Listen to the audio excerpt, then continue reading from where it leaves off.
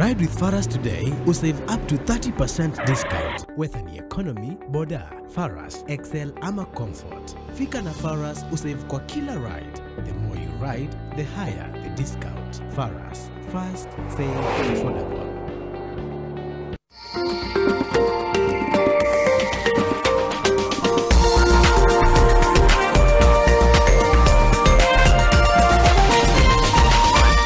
This is NTV.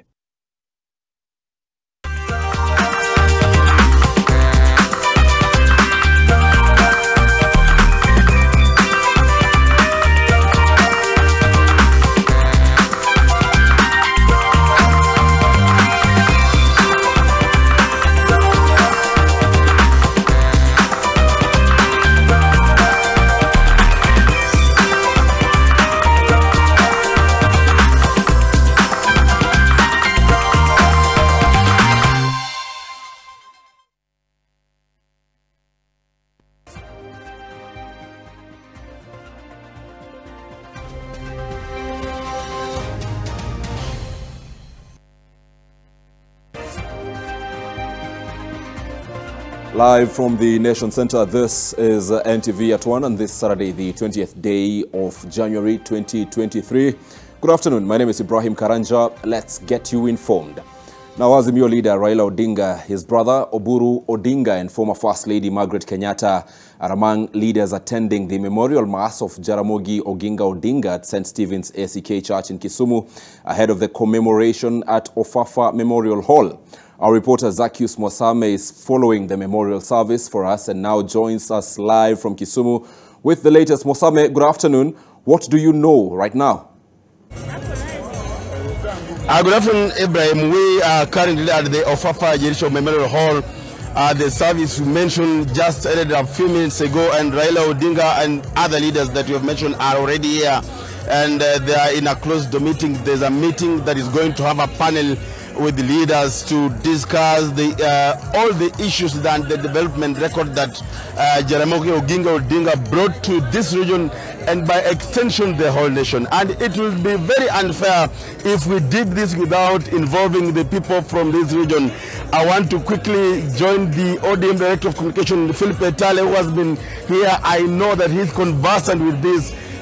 Is disadvantaged by age, but I know by virtue of knowing history, he knows much about Mzee Jaramogi Oginga Odinga. Good to see you, Philip. Maybe, what do you make of this day? Well, I remember the late Mzee Jaramogi Oginga Odinga. The day he died is the day I was joining Form 1 at the St. Paul's Lugari High School in Lugari. And I was about 13 years old. So I remember him. I've gone through this. I've read politics. I've read history. And this occasion is a big one. You know, 30 years of remembering a great man, a great statesman, a man who stood for the people of this country. Can you imagine someone who just says, I don't want to be the president of Kenya until my boss is released from prison. So he left a legacy, and that's why we are here to remember him. There are quite a number of activities lined up here.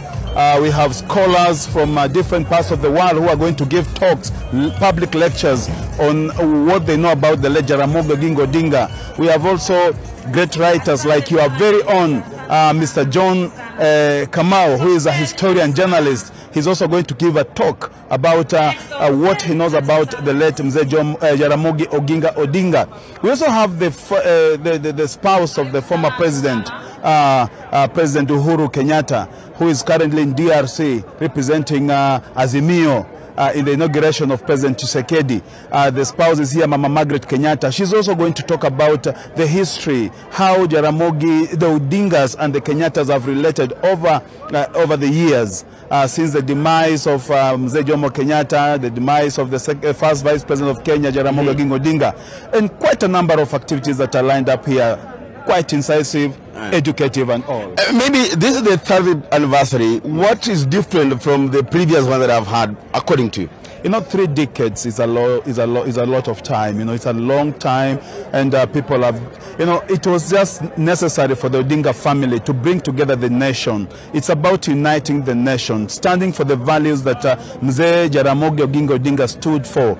one Kenya, a united Kenya, and that is what the Odingas want to showcase today. Thank you so much, and thank you for talking to us. Mama, welcome. How is Homa Bay? Utaanza jina lako tueleze kwa ufupi, labda unakumbukaje mzee kwa kimombo? Unakumbukaje mzee Jaramogi Oginga Odinga? Thank you so much. My name is Honorable Yvonne Becky. I'm coming from the County Assembly of Homa Bay.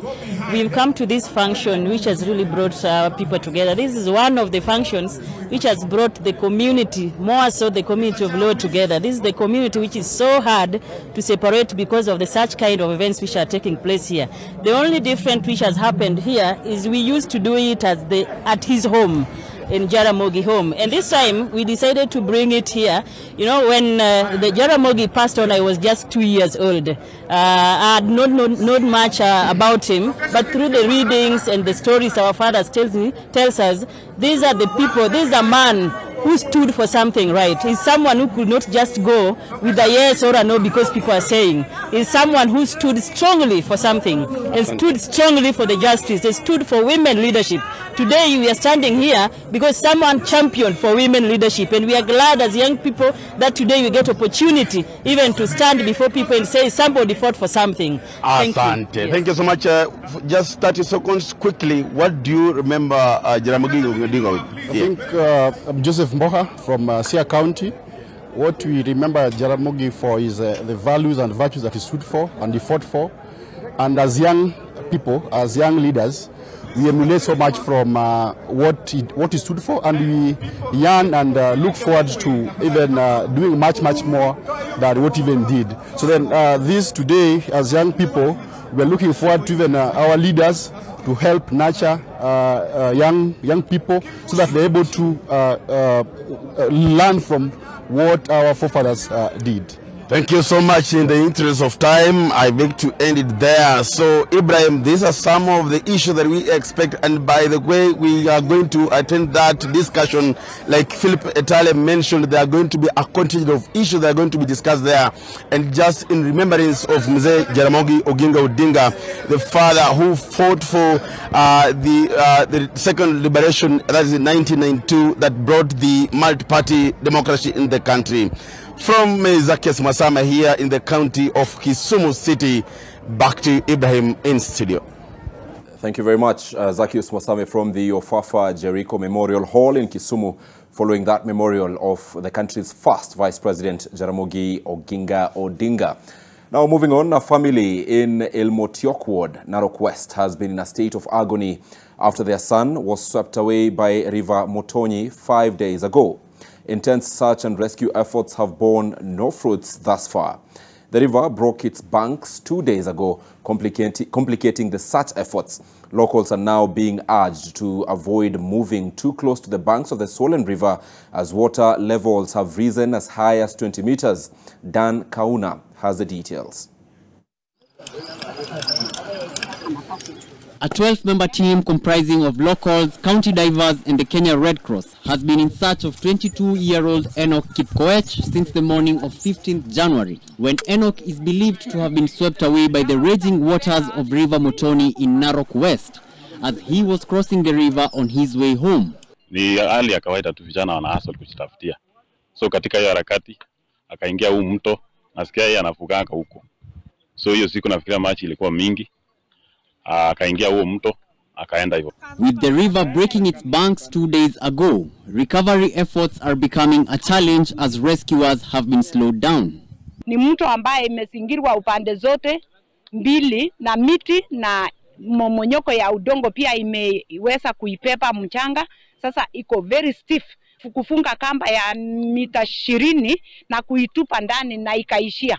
Kwa hivyo hiyo ndio kipimo yetu tuliona kwamba kuna sehemu haswa mahali tunajaribu kuangalia ni mahali kama kidimbwi, lakini ni zaidi ya hiyo mita 20. With the water levels now higher than normal, locals are being urged to avoid going into the river as it is deceptively deep. Yale maji tu bora imefika ile mita za makoti, mtu asipite kwa sababu hayo maji ni maji inaweza kupepa mtu, inaweza hata pepa gari. The team of divers remain optimistic that they will eventually recover the body of Enoch Kipkoech for the family to accord him a proper burial. Dan Kauna, NTV. Thank you very much, Dan. And to yet another sad story, a somber mood engulfed Umoja 2 Village Casino in Molo, Nakuru County, after a 24-year-old lady identified as Beatrice Wairimo and her 8-year-old child, Angel Wairimo, died after the house they were sleeping in caught fire in the wee hours of Saturday morning. James Masharia, father to the deceased, says the family retired to bed in darkness as there was power blackout in the area. The family suspects a candle their daughter was using to light her bedroom might have led to the deadly inferno. Area residents lamented over regular power outages in the casino area despite their plea to Kenya Power officials who they claim have neglected them.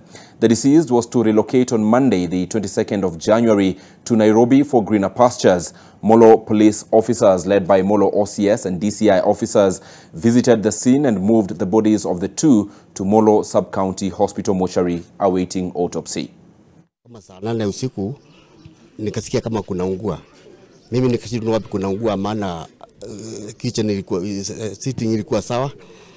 Lakini nikasikia kwa watoto, bedroom ya watoto kuna kitu kama moto inawaka huko. Sasa nikajaribu kuita msichana, nikamuita hakusikia. Mimi ilibidi sana nifuja mlango. Sasa nilifuja mlango, sijaweza kuingia maana kulikuwa kumejaa moto, kulikuwa baka moshi ilikuwa imejaa huko. Sasa mimi tukaanza kupiga duru na mama watoto. Sasa ndio watu walikuja na tukaungana pamoja. Authorities in Budalangi have been prompted to temporarily close St. Mary's SEK Namabusi Secondary School in Bunyala South Ward after flood waters inundated the classrooms, leaving over 100 students stranded. This after floods resulting from the backflow of Lake Victoria took a toll on 8 learning institutions, leaving St. Mary's SEK Namabusi Secondary School in a dire state as a result of severe flooding, rendering the school inaccessible. The closure comes at a time when schools across the country have reopened for first term. Since 2019, persistent floods from Lake Victoria backflow have displaced communities in Budalangi, forcing them to stay in makeshift tents as their homes remain submerged. William Ruto aongee na mwenzake kutoka Uganda kama wanaweza kufungua ule mto wa Nile ili maji yapite, waache kusumbua shule yetu. Tumepata wanafunzi 102, lakini hivi sasa kuna maji bado kwa compound. Ingawaje tumepata shirika la serikali ambalo linasaidia kutengeneza barabara, kutumwagia maram kwa njia na pengine kwa compound, na tunaomba serikali kuu iweze kushughulikia tatizo hili la maji kwa sababu eneo hili lina watu wengi. Watu wa National Water Harvesting and Storage ndio wana tulikosea kwa sababu imekuwa kwa programu yao for the last 5-7 years ya kwamba wata extend dike kutoka hapa mpaka pale panaitwa Mabinju, ili backflow from the lake isiwe interfere na homes, sababu very many homes you can see are underwater. Roads and Transport Cabinet Secretary Kipchumba Murkomen has launched the Haile Selassie Nairobi Expressway exit, which will facilitate entry into the Nairobi city center. The exit, which was part of the original Nairobi Expressway plan, has been under construction for the last 6 months after members of parliament raised concerns over the absence of the Nairobi CBD exit in 2022. The CS says the exit will allow access to some crucial government offices within the city. The project, which still has a 1-year contract remaining, still has some drainage works ongoing, but traffic will, however, be allowed to flow. The government says there are plans to construct another expressway to Kiambu Road, as well as expanding the Rironi, Naivasha, Nakuru, Mau Summit Road to make it a dual carriage. Many people appreciate the importance of the expressway, but a lot of them were saying that the value of this expressway was being underutilized because of the exit that was far away from the CBD, far away from the Arambe Avenue, where it's the heart of the government offices, including the Office of the President, the Office of the Deputy President, the Parliament itself, judiciary, where the Supreme Court is situated.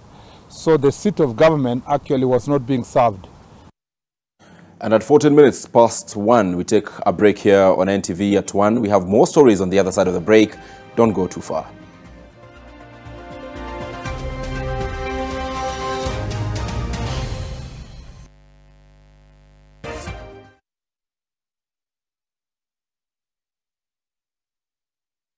The Ministry of Water, Sanitation and Irrigation, Water Sector Trust Fund, the Council of Governors and other collaborating institutions welcome you to the Water and Sanitation Investors Conference at KICC, Nairobi, Kenya from 6th to 8th March 2024. The theme of the conference is Accelerating Investments for Sustainable Access to Water and Sanitations for All. To participate in the conference, visit www.wasic-invest.ke. See you there.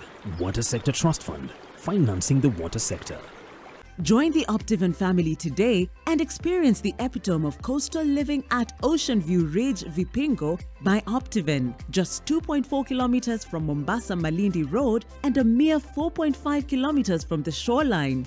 For every 400,000 Kenya shillings that you place as a deposit or installment towards any of Optiven's properties, you receive a cashback of 4,000 Kenya shillings to top up for your back-to-school shopping. Call us on 0790 300 300. Optiven, Inua Shamba.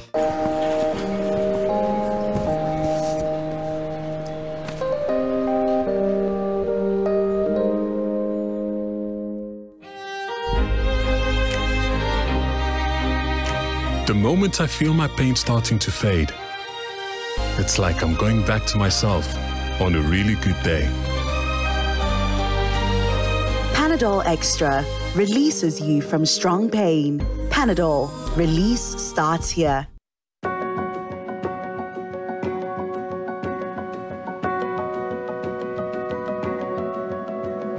There's a kind of bank assurance intermediary that really allows you to relax because you know you'll be good. That's Coop Bank Assurance Intermediary for you. Get covered real good through Coop Bank Assurance Intermediary.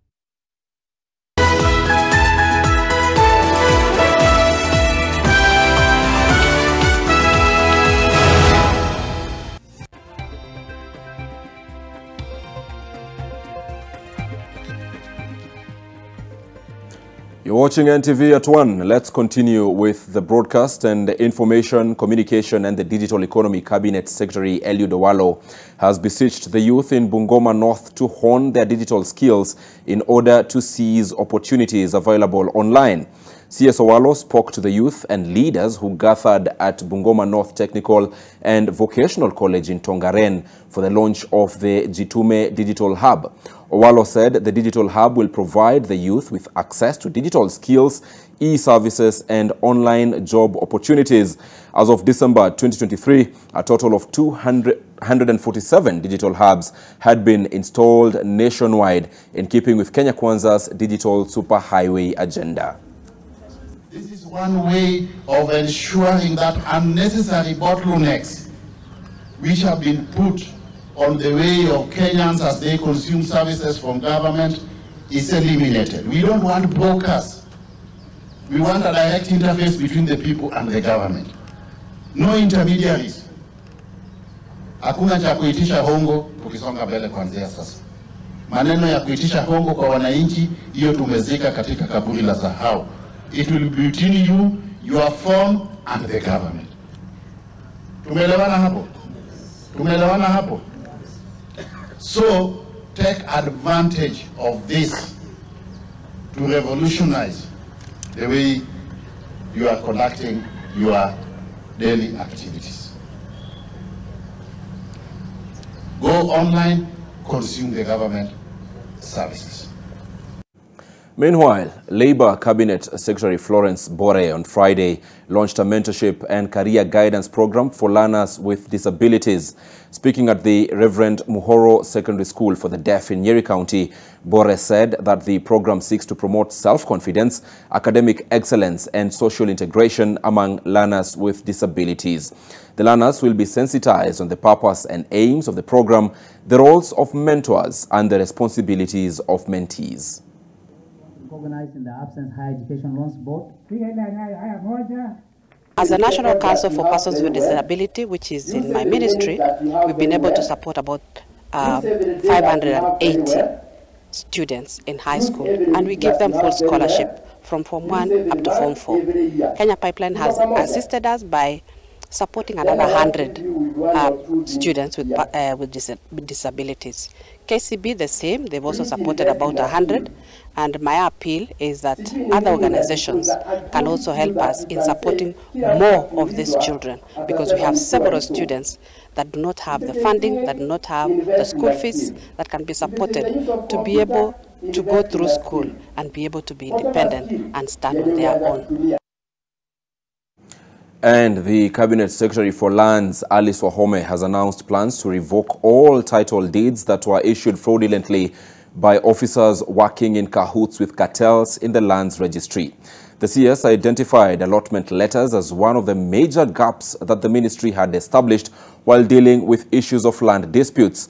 While putting government officers and fraudsters on notice, CS Alice Wahome blamed the current crisis in the ministry to powerful cartels in the country.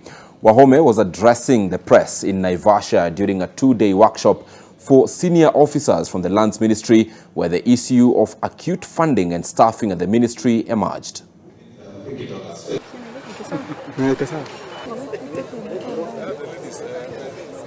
It is important that we agree in this era where we have said as a government, Kenya Kwanza government, that we shall operate at zero tolerance to corruption.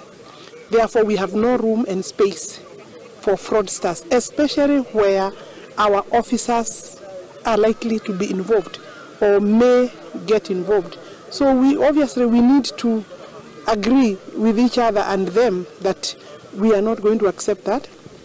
Also give a warning call and shot to the fraudsters that their time is over, and where they procure records, whether aided or not by our officers. One, our officer, if is found to have aided, will obviously have to face the law.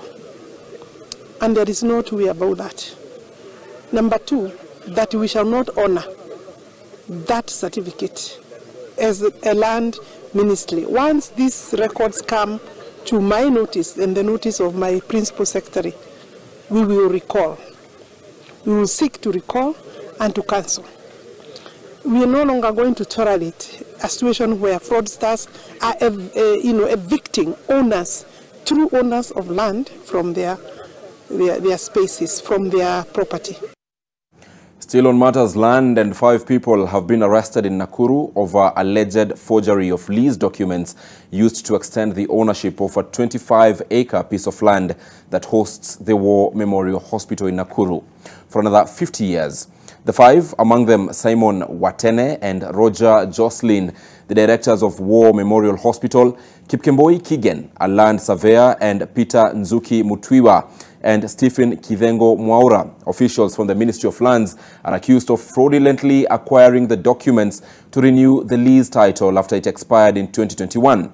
The arrests comes after detectives from Nakuru conducted investigations for 3 months. The management of the War Memorial Hospital has been entangled in a tussle with the Nakuru County government after the county took over the management of the hospital over alleged forged documents. The issue has been in court for a while now.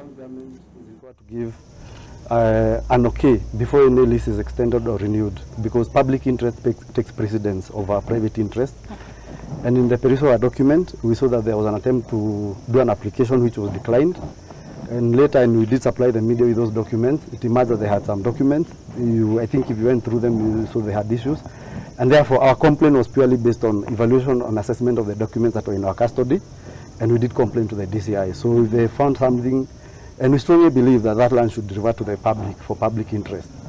So what I would want to say at this point, let's wait for the DCI to do the charging so that it can be very clear what has been found and what has not been found, because as a complainant, we haven't received any information up to this point.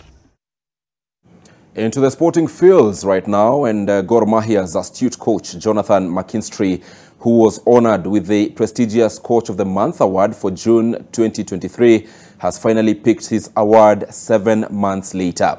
McKinstry's exceptional leadership and tactical prowess were instrumental in guiding Kogalo to their remarkable 20th league title during this period.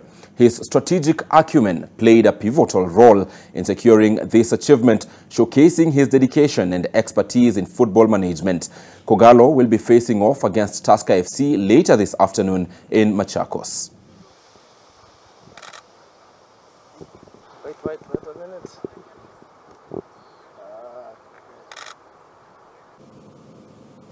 After an impressive display at the Safaricom Chapadimba Coast Regional Finals last weekend, Bandari Youth's left-back David Wanyama, wingers William Gitama and Hamis Nyale, midfielder Renson Wakalo and centre-back Baraka Rogers have been scouted to join Kenya Premier League's side Bandari FC. They are in line to make their top-flight debut in the Kenya Premier League this weekend. The five were among the best performers for Bandari Youth FC, who were crowned winners in the Safaricom Chapadimba Coast Regional Finals.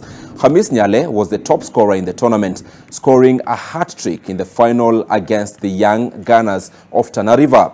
He was also named the most valuable player in the boys category.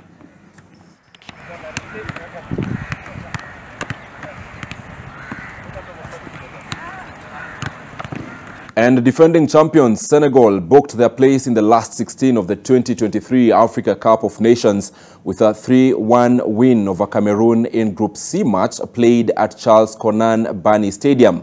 Ismaila Sarr put Senegal in front in the 16th minute, and Habib Diallo made it 2-0 midway through the second half. Jean-Charles Castelletto headed in to pull one back with 7 minutes remaining.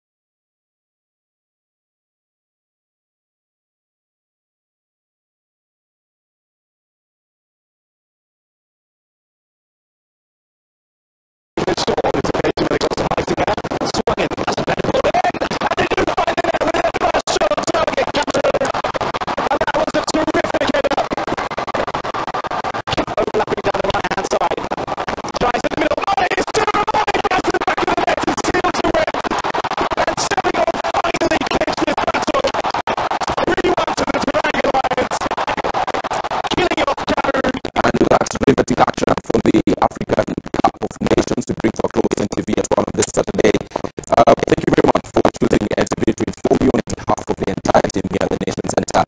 My name is Ibrahim Karanja.